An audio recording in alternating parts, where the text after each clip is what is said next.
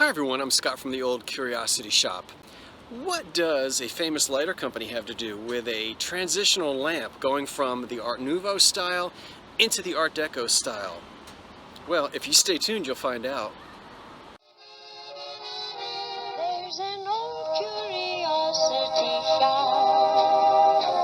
Every once in a while I go by there for the fond recollections that lie there in that old curiosity shop.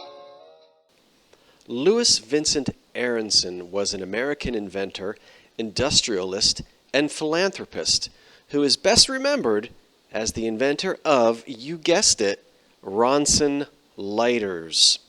And we're going to take a look at some examples in just a moment. He was exceptionally gifted as a young man, graduated from public school at the age of 12 before he entered New York Technical School, and he became interested in practical metal working and such, mechanical drawing and so forth. But it was in 1893 that he gained public recognition from the Belgian government because he actually created the first non-toxic match. That's right, the kind of match we strike to light a candle or a fireplace or other such thing. When Aronson was 24 years of age, he sold the rights to a commercially viable metal plating process, and with the funds that he received, about $5,000, he used that money to open up his own business called the Art Metal Works of Newark, New Jersey. Before long, the company was producing a variety of high-quality lamps, bookends, statues, and other decorative items prized today for their detail in the collector marketplace. With the success of the Art Metal Works and Ronson lighters, Aronson went on to become a Newark, New Jersey political and civic leader. He ran for Newark mayor in 1912 and was a longtime treasurer of the Essex County, New Jersey Republicans, and also became a bank executive.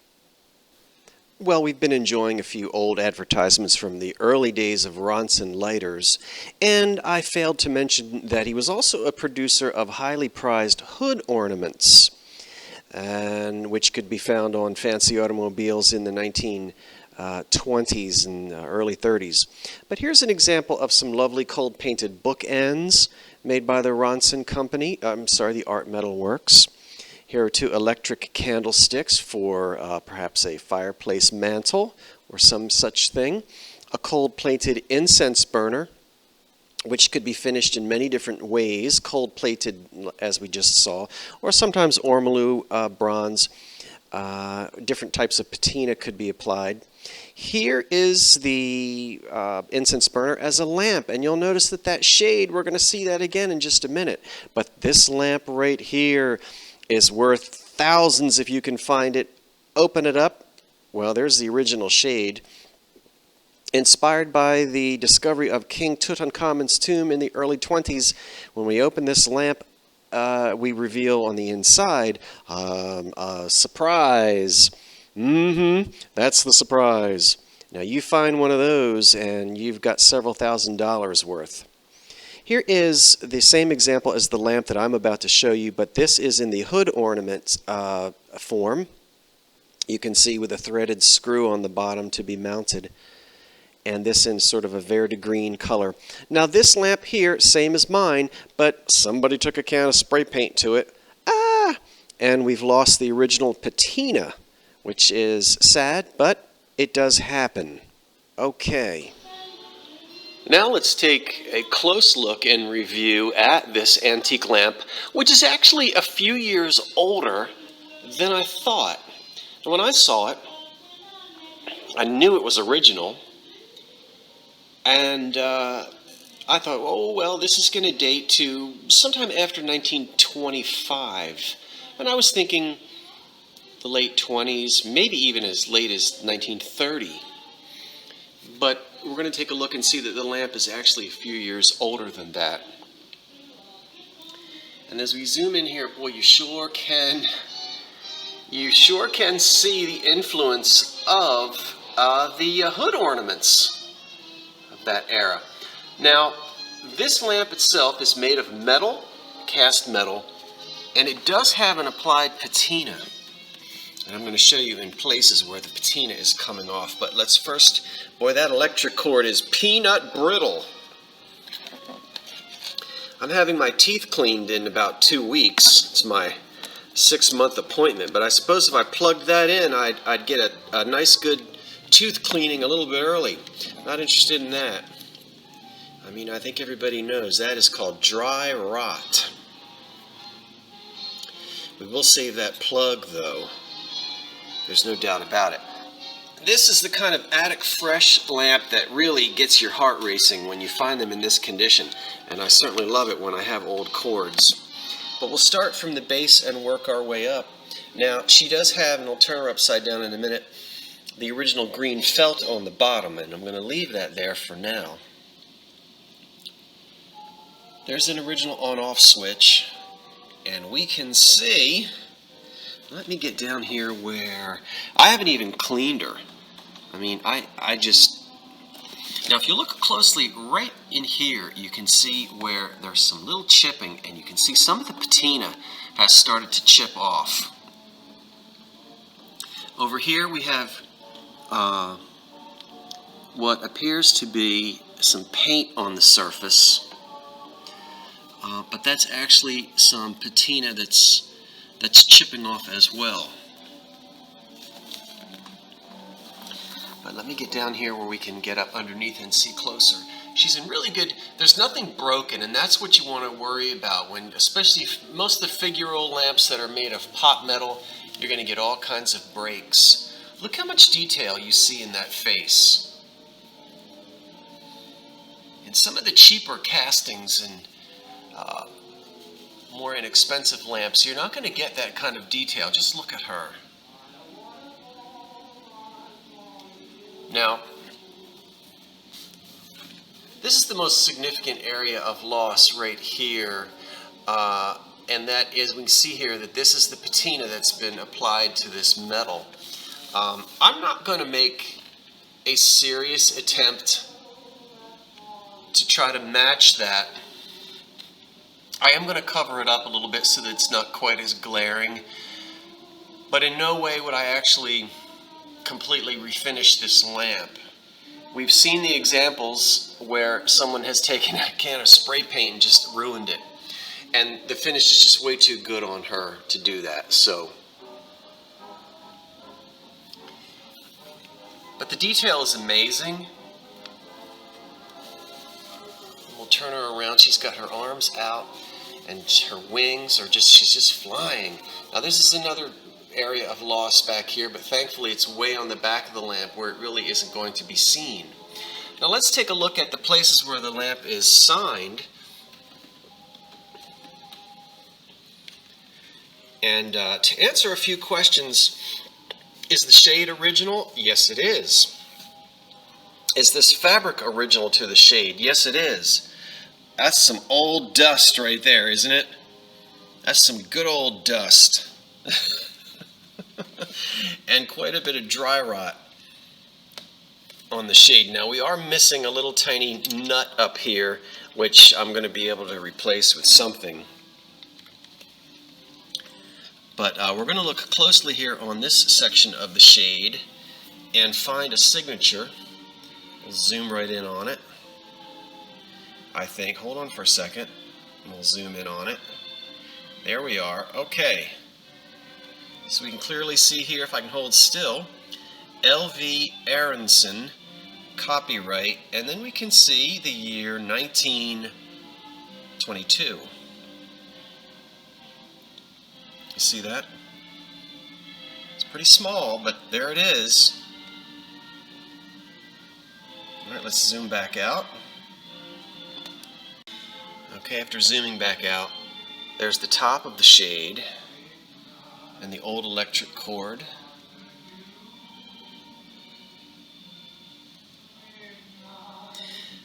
Now, the shade itself, the cloth that's on this shade, and I've dealt with these shades before. And I've actually found them before, occasionally with their original fabric. Now this is pretty dry rotted here, and of course it's going to have to be replaced. We have some hints up here on the top that this was a gold color.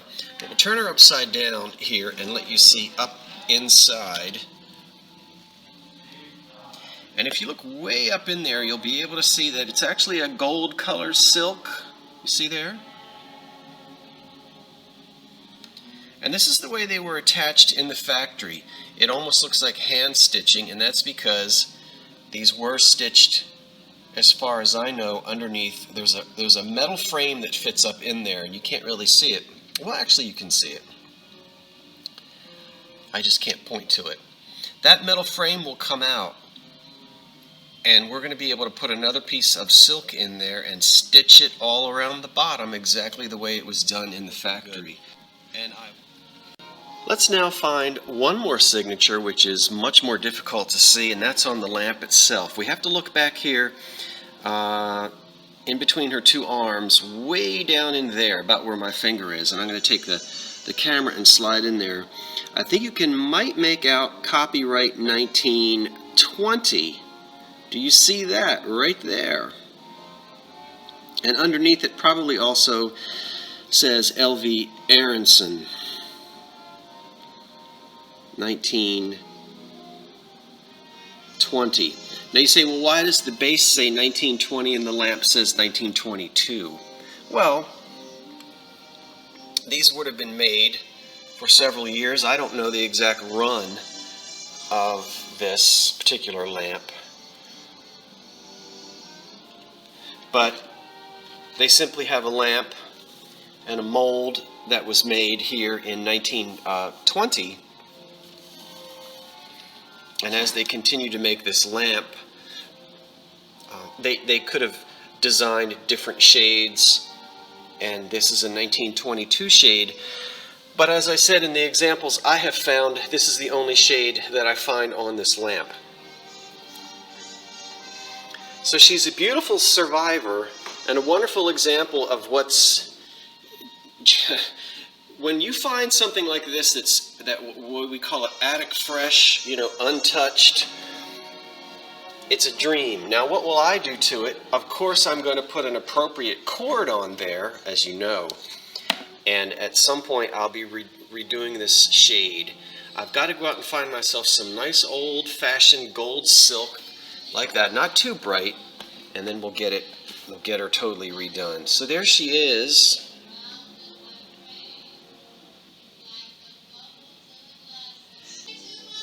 Okay, there she is. We'll see her again real soon. Okay, let's have a lamp update. Now, I've managed to get, well, the first thing I did with my wire cutters is got rid of the peanut brittle line cord there, which I'm saving. I love this old stuff. I'm not going to reuse it, but I'm going to save it. And here she is. I haven't tested the switch yet because I haven't taken the bottom plate off, but I'm going to have to do that. Now we can really see the detail in her face. Let's get this to focus here. Okay, that's quality. All right, on a lot of the cheap Nouveau and Deco stuff, you don't quite get that kind of detail. But she's a beauty, and we're going to address these little tiny spots of patina loss some other time. I'm not going to talk about that today. Okay, here is where the old cord has to get snaked through. We're going to get this out of there, get all that out of there. And but what I would like to show you is, now that we have the shade free and unencumbered, we really take a look deep down at the inside. Now, there's the old dust from, I don't know, 80 years of sin. The fabric is so faded and so dry rotted that it almost looks like a burnt orange from the outside. And clearly it would have been a much more brilliant color. We can see where it's faded. But how brilliant was it? Well, let's get deep inside, and I don't know how well. Try to get the light into there. Boy, it was a beautiful gold color. Can you see just how gold that was and how much it has faded? Pick this back a little bit. It was a beautiful gold color. So this shade really popped, as they like to say on all the TV decorating shows, you know. So it really stood out. And this is kind of a loose weave. It's not a tight weave, but I guess it's a kind of a, I don't know if it, I guess it's not silk. Maybe it is. I don't know my fabrics well. Silk, rayon, something like that. But it's certainly not a burlap. And we don't have tight folds here. We have very, very loose pleats, as you can see. And there's a metal frame which is right here, and it clips to the top of the metal frame, and then in the factory it's sewn underneath here. It's all stitched here. You can see this is the way they made these shades at that time. And I've got a couple pieces of fabric that might work. Not going to be an exact match. I'm not going to get an exact match, and I don't really need one. But let me show you the two pieces of fabric that could be possibilities. I'll show you those. Alright, so here's one that's got much more of a copper color to it, and then this one is much brighter. So as you can see, either one of these I think would look nice up inside of the shade. This darker one here is going to look like the darker faded color. This one, obviously, with this copper color, is going to look much more subdued and as it has faded. The one that's in this much brighter gold color, boy, that would be really stunning. Might look a little too new, although it wouldn't be inappropriate because originally it really was that bright. So we'll play with it. Boy, that would be stunning. Probably most of you would rather see me go with that. It's really just someone's own artistic interpretation. I want to get as close to the original as possible, but unless I actually go out and get an old remnant, which is probably going to be in bad shape, we're never going to get exactly an exact match. So these are possibilities. Haven't decided yet? Shall we vote? Who says, you know, that beautiful, stunning gold, put that on it? Boy, that would really be sweet. Or the more subdued piece. Why don't you put your votes in the description box, in the comment box below? I haven't decided yet. We interrupt our program to bring you this important message. Well, here's a little something I forgot to mention, but I think it's very important to point out. I know in the comments some of you are going to say, no, no, no, no, no, you won't be able to see through that fabric. Well, I want you to know I have already taken this fabric, put it up against the type of light bulb that I'm going to use in this shade, and the light does shine through fairly well. Once again, we're not going to be using a 60-watt light bulb in this. It wasn't intended for that. These are lamps to create ambiance and give off just a hint of light. You're not going to read the New York Times by this. So I really don't care that much if we don't have a great deal of passage of light through the fabric. However, as I said, light will pass through this fabric. It looks rather thick, but it's because it's all folded up. The second thing I want you to know is that these shades were produced over a period of many years, from 1920 through the 1920s, and in the factory they would not have all received the same fabric anyway. I have actually had these lampshades before, oh, I wouldn't say several times, but I have had them in my hands before with different types of fabric inside. So you could have had this gold color fabric, there could have been fabric with a printed pattern on it. I've seen these with a sheet of mica on the inside, which would have been a little bit more expensive. So different fabrics over the years would be used, and so we have some artistic liberty with the fabric that goes back in this lamp. The second thing I want to remind you is that the finish on these lamps would vary as well.